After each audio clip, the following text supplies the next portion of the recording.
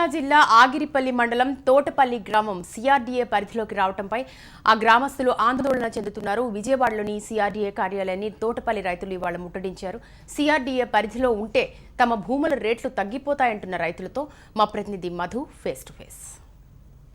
CRDA పరిధిలో కొన్ని ప్రాంతాలను గ్రీన్ బెల్ట్ పరిధిలోకి తీసుకురావడంతో అన్నదాతలంతా కూడా ఆందోళన వ్యక్తం చేస్తున్నారు. తాము ఇప్పటివరకు వ్యవసాయం చేసుకుంటూ భూమి ఆధారంగా పంటలు పండించుకుంటూ బతుకుతున్నామని, ఈ గ్రీన్ బెల్ట్ నేపథ్యంలో ఆ భూములకు ఉన్న ధరలు తగ్గిపోయి తాము ఆర్థికంగా ఎంతో నష్టపోతామని చెప్పి ఆవేదన వ్యక్తం చేస్తూ కొద్దిసేపు క్రితం వీరంతా కూడా సిఆర్డీఏ కార్యాలయాన్ని ముట్టడించడం జరిగింది. ప్రస్తుతం ఆగిరిపల్లి మండలం తోటపల్లి గ్రామస్తులు మనతో ఉన్నారు. రైతులంతా కూడా సుమారు 100 నుంచి 200 మంది వరకు కూడా ఇక్కడికి వచ్చి ఆందోళన వ్యక్తం చేస్తున్న పరిస్థితి కనిపిస్తుంది.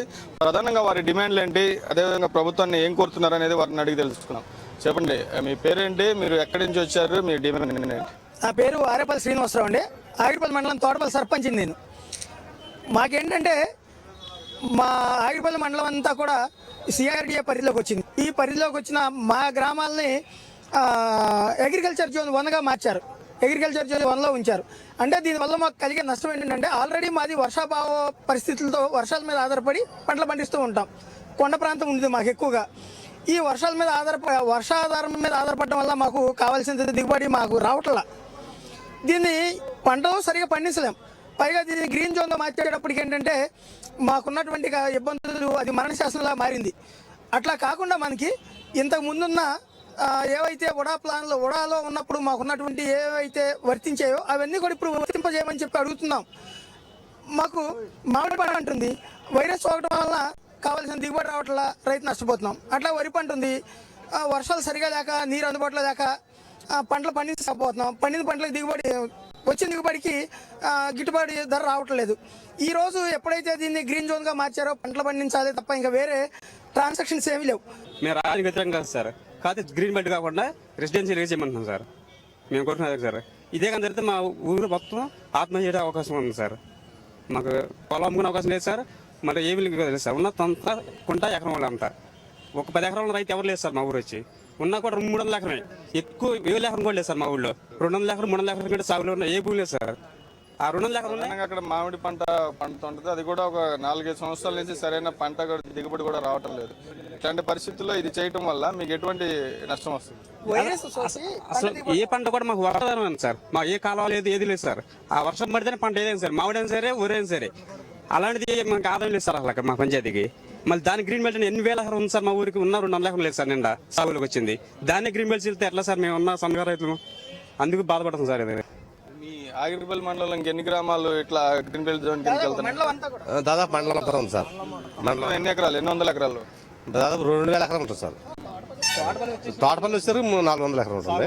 అయినా వాళ్ళ పరిస్థితి అందరూ కూడా ఇదే ఇటువంటి పరిస్థితులు ఉన్నాయా? గ్రామం మొత్తం కూడా అదే పరిస్థితి ఉంది. మొత్తం మండలం మొత్తం కూడా అదే పరిస్థితి ఉంది. కావాలని ఫుట్బాల్ కూడా కొంతమంది కావాలని రాకుండా చేస్తారని మా అభిప్రాయం.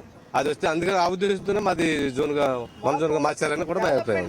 డెవలప్మెంట్ జోన్గా మార్చాలి మాది. ఇప్పుడు డెవలప్మెంట్ కారిడార్ ఉంది కదా మాకు, ఆ కారిడార్లో మా ఊరు కూడా కలపాలి. మాకు ఇండస్ట్రీస్ రావాలి, అట్లాగే నిరుద్యోగం తీరాలి, ఉండాలి. పొలాలంటే వ్యవసాయం మీద ఇంట్రెస్ట్ ఉన్న వాళ్ళ అంతా ఎట్లాగో పండించుకుంటారు. మిగిలిన ల్యాండ్ ఉందనుకోండి, దాన్ని ప్రభుత్వం వాళ్ళ ఇష్టానికి వదిలేయాలి. ఇండస్ట్రియల్ జోన్ లో ఉంటూనే మీది గ్రీన్ జోన్ లో ఉండకూడదు. మీ భూముల మీద మీకు హక్కు ఉండాలి, అమ్ముకునే హక్కు ఉండాలి. ఎప్పటికైనా మీ అవసరాలు తగ్గట్టు ఉండాలని కోరుతున్నారు. అవునండి, మా అవసరాలు తగిన విధంగా మేము చేసుకునేటట్లు ఉండాలి. అంతేగాని ఇప్పుడు ప్రభుత్వం వాళ్ళు ఇచ్చే నిబంధనలు అవి మాకు వర్తింపజేస్తే మేము చాలా ఇబ్బందులు పడిపోతాం. మాకు నిబంధనలు కాదు, రైతుకి స్వేచ్ఛ ఉండాలి. తన భూమి మీద ఒక మొత్తం 2000 ఎకరం ఆయకట్టు ఉంది. దానిలో 550 ఎకరం వరి పండుద్ది, కానీ వాటర్ అందుబాటులో లేవు. 550 ఎకరం మామిడి పంట పండుద్ది, కానీ వాటర్ లేక వైరస్ సోకి రైతు నష్టపోతున్నాడు.